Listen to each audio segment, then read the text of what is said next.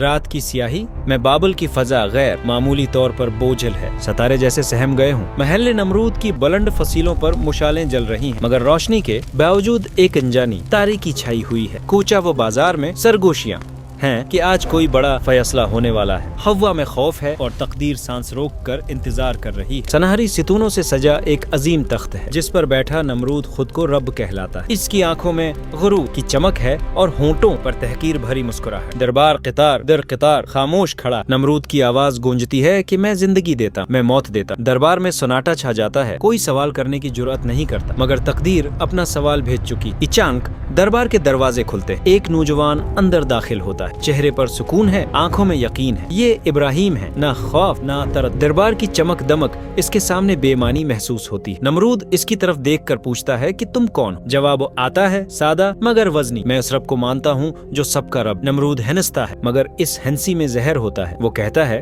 अगर तुम्हारा रब है तो उसे यहाँ ले आओ। इब्राहिम निहायत मगर मजबूत यकीन के साथ कहते हैं कि मेरा रब सूरज को मशरिक से निकालता है, अगर तो रब है तो उसे मगरिब से निकाल। एक लम्हे को दरबार की सांसें रख जाती है। गुरूर पहली बार लड़खड़ाता है। ये बात शहर में आग की तरह फैल जाती है। बाजारों में सवाल जन्म लेते, दिलों में हलचल मच जाती। बीतखाने में एक अजीब खामोशी तारी हो जाती। लोग अपने माबूदों को देखते हैं मगर वो कुछ नहीं बोलते। नमरूद के कारण गलियों में गश्त बढ़ा दे, खौफ के साथ गुस्सा भी बढ़ने लगा। रात के सन्नाटे में इब्राहिम बीतखाने में दाखिल होते हैं। सामने बत सफ बांधे खड़े। कल्हाड़ा उठता है और एक एक करके बत टूटने लगते हैं।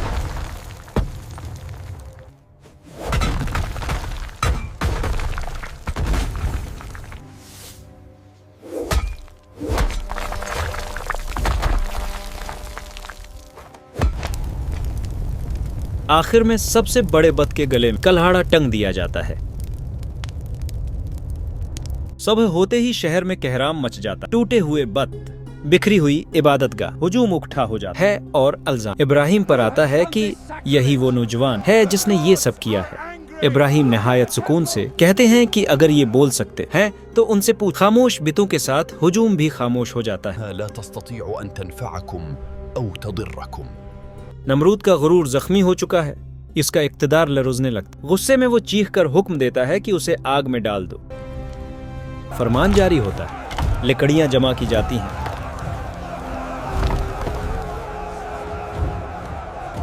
Faster, slaves!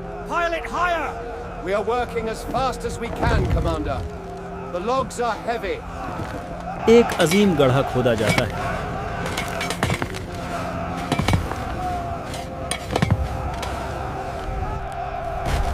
शहर के लोग दौर दौर से तमाशा देखने आते। खौफ, नफरत और तजस्सुस एक साथ फजा में मौलिक।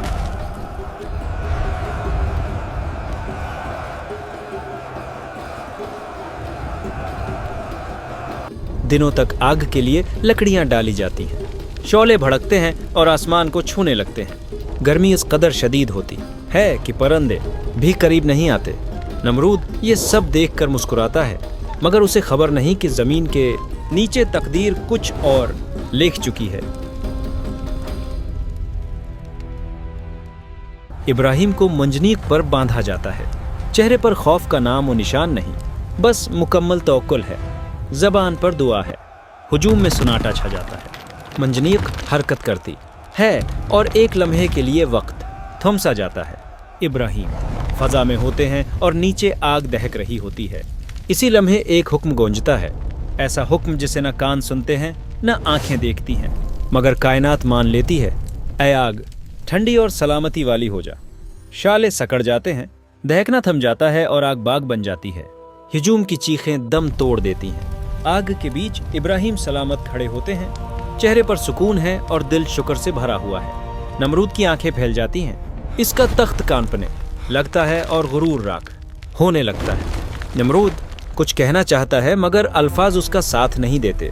जो खुद को रब कहता था वो आजिज खड़ा है। लोग एक दूसरे को देखते हैं और समझ जाते हैं कि हक वाज़ेह हो चुका है।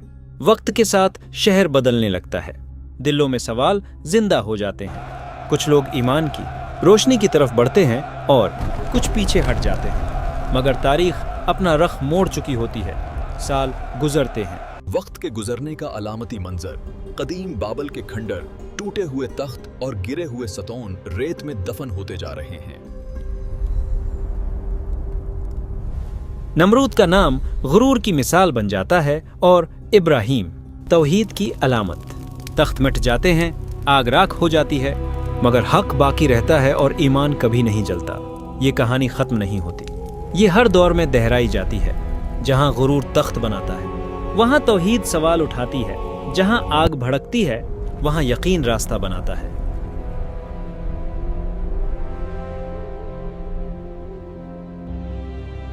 तख्त, आग और वक्त गुजर जाते हैं, बस हक रह जाता है और इब्राहिम की सदा आज भी सुनाई देती है।